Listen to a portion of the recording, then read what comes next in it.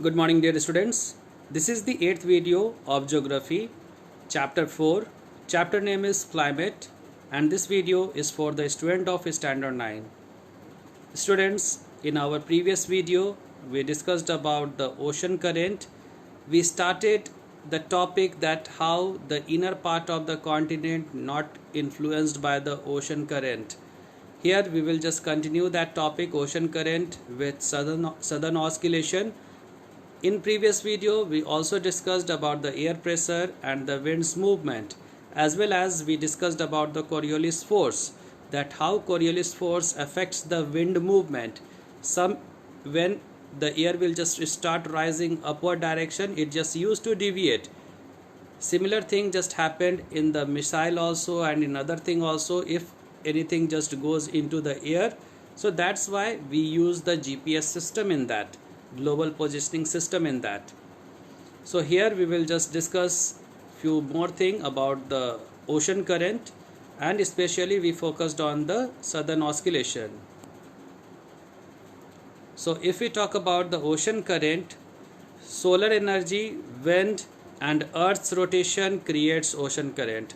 This is very important, students. Sometimes we used to confuse that what are responsible for the ocean current.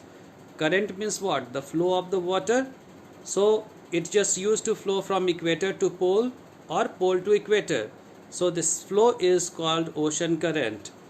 So the factor responsible for the flow, that current, that is solar energy, wind and earth's rotation. Because already we discussed about the earth's rotation and how it is affecting the wind. So somehow when wind is coming in the factor of the ocean current, so obviously it will just deviate the flow of the current. Now just see current, the systematic pattern of water, here N should be there in pattern of water movement. Gyres, that two great circular water motion.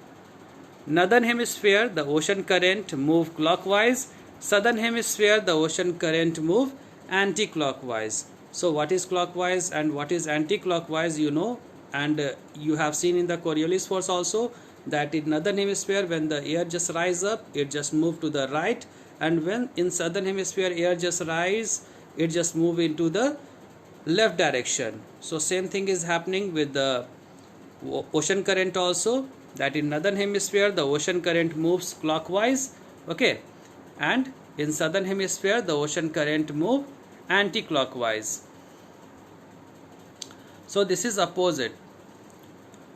Trade winds push warm surface waters westward at the equator. As the waters encounter the continent, they split into north and south flowing currents along the eastern coast, forming north and south gyres. You can see over here that how the trade wind is started moving from the equator, and when it is moving from equator to the southern direction and in the another direction, so it used to just deviate.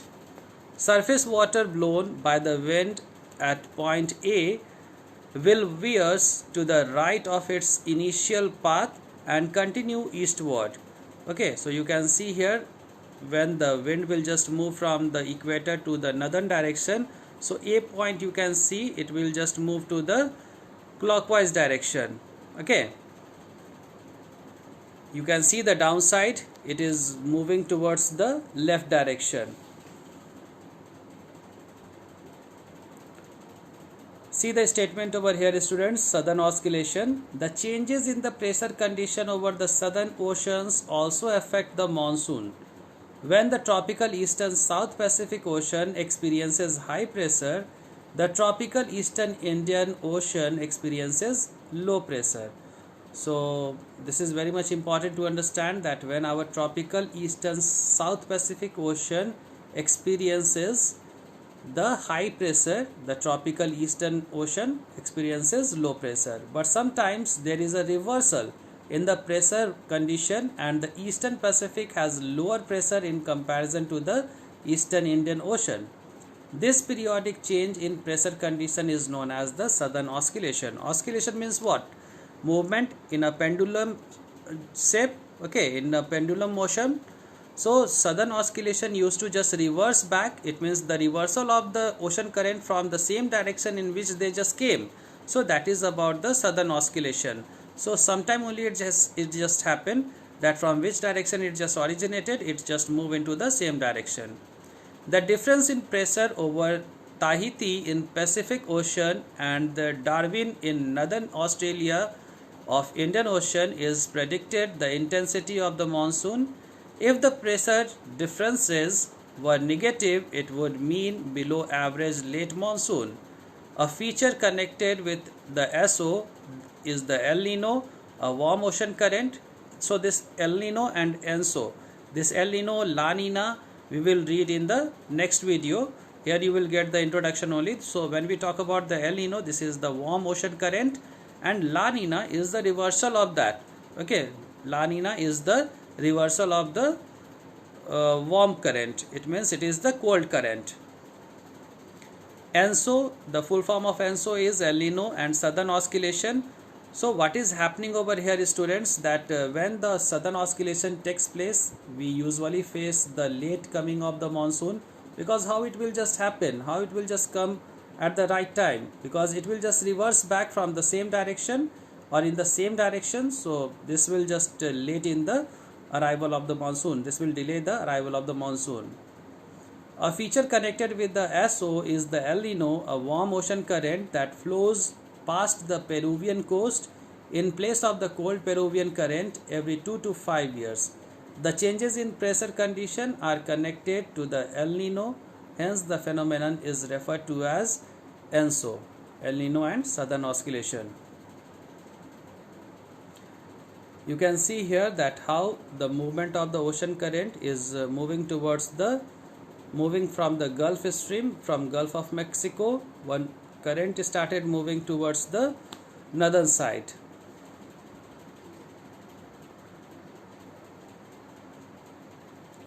Southern oscillation, when you just see, then you can just watch over here that normally the trade winds and strong equatorial currents flow towards the west.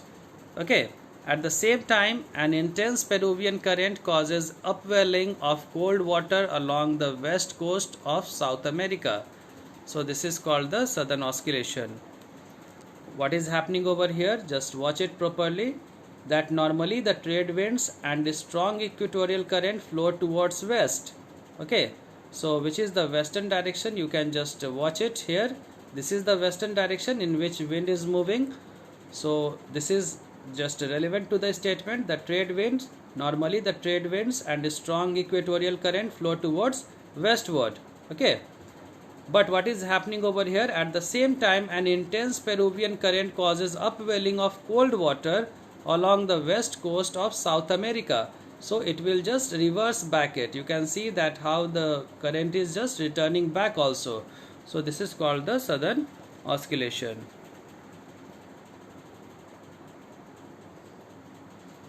Some questions are here, students, which you have to attempt. How ocean currents affects the climate of a place. So imagine that our India, this is the rough map of India, which you can just understand. Okay, this is the rough map I am just drawing over here. This is the rough map of India, and you can just say that what is the role of the ocean current, and from one continent to other continent, if the ocean current is just moving, meanwhile it is affected by the sunlight also. So that you can't forget that if the region is cold, and from cold area if the ocean current is coming, so you can't expect that it will just start raining over here by just colliding with the area which is receiving the low pressure area. So this never just happen, or sometime it just reverse also. So when the sun rays will just fall onto the surface of water, meanwhile when it will just travel from this side from left to right, so in between only it will just heat up, and it may be possible that both will create the low pressure area. So this is also a chance which you have to keep in your mind while giving the answer. Second question is there, describe the southern oscillation. A statement is mentioned over there. From there only you will have to write. So this is the end of the video, students. Thank you for watching. Thank you very much.